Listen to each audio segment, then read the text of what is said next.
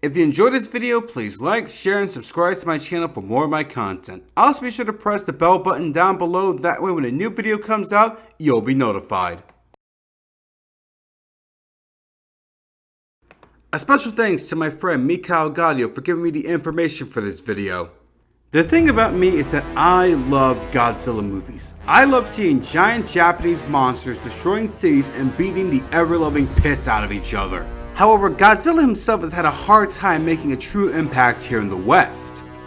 Yes, while he's well known, not many people know about his lore, so much so that most of the movies that are made here in the United States don't really get the monster, and when one does come out that understands him, most reject it. One of the mediums that Godzilla always has trouble with was video games. Godzilla games have a notorious reputation for being just plain awful, with games such as Godzilla Monster of Monsters for the NES, Super Godzilla for the SNES, and even as recent as Godzilla Unleashed for the Nintendo Wii, and just Godzilla for the PS4. And while you do have games like Destroy All Monsters Melee and Save the Earth, which in my opinion are probably the best Godzilla games in the modern era, those games still have their own problems as it is, and they still haven't helped with Godzilla's reputation here in the West. However, there is one game that probably could have helped Godzilla in the realm of gaming and probably could have helped elevate his status here in the United States, and that game is Godzilla Kaiju Daikessen. For those who don't know, Godzilla Kaiju Daikessen, or Godzilla Monster War, or Godzilla Strange Beast War depending on your translation, is a 1994 2D fighting game for the Super Famicom, or the Japanese version of the Super Nintendo. You're given a roster of 8 monsters: Godzilla, Anguirus, King Ghidorah, Gigan, Megalon, Mechagodzilla, Biollante, and Mothra. Each of the monsters have their own fighting styles and moves, with each actually having a tribute to how the monsters fought in the movies. Depending on the difficulty, after you beat all the monsters, you face off against Super Mechagodzilla, and on hard mode, you face off against the Gotengo, a giant flying battleship from the 1963 movie Atragon. Flying battleship. Flying battleship. Flying battleship. Flying battleship. Flying battleship. Flying battleship. Holy crap, I totally forgot this movie was a thing. Though in all seriousness, trust me, it's a lot harder than you think. The graphics and sound designs are great, with the monsters looking and sounding awesome in 16-bit. Certain music and backgrounds are associated with the monsters from the movies. For example, in Anguirus' stage is Osaka with the famous pagoda that he and Godzilla fought into during 1955's Godzilla Raids Again. Or in Mothra's stage, you fight near a Ferris wheel, which is a reference to the scene in 1992's Godzilla vs. Mothra, along with her theme playing in the background.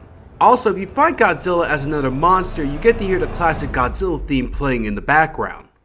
While not special by today's standards, the gameplay is actually pretty good. It was probably amazing during the 90s.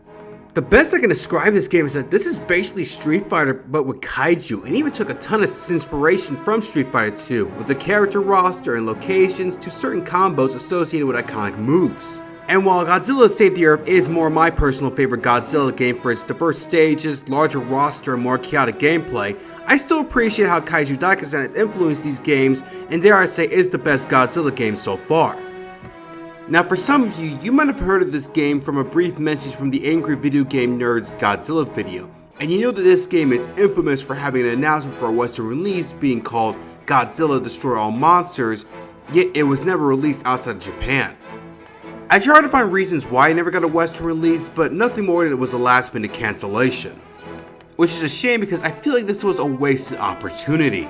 While I have complained in the past that being a Godzilla fan in the 2000s and early 2010s was tough, but thanks to the internet and the fact that movies like Godzilla King of the Monsters is slowly starting to get attention, and half of the Godzilla movies are on the new HBO Max streaming service, even though they're missing a good chunk of the films, especially from the second and third series, and it's not available around the world, including parts of the US. What the hell, man?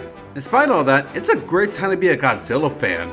But back in the 1980s and 90s, it was extremely hard. With TV and movie releases being rare, most of the Heisei movies would not be released until much later, so Godzilla would not be seen outside of a few commercials and parodies.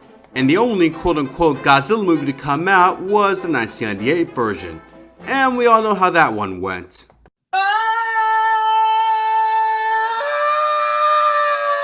As mentioned, there were games, but all of them were just plain awful.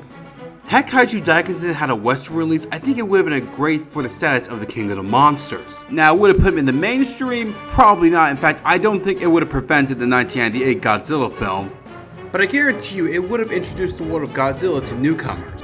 As I said before, it has very solid gameplay, being in my opinion one of the greatest fighting games at the time, up there with Street Fighter II and Mortal Kombat. I see it similar to that of the Injustice games or Dragon Ball FighterZ of today. Awesome fighting games are well-known properties that have attracted both fans and non-fans alike. Had Kaiju Daikessen been given a Western release with the right marketing, I guarantee it would have gained a large cult following. Despite all that, what's done is done. Even though it never got a Western release, in my opinion, Godzilla Kaiju Daikessen is most likely the best Godzilla game ever made. And yes, that's still saying something despite the amount of crappy Godzilla games that are out there. You can actually play for free on one of those retro gaming sites, and you can check for yourself to see what's meant to have a Western release. Overall, go play it and give this game the attention that it deserves.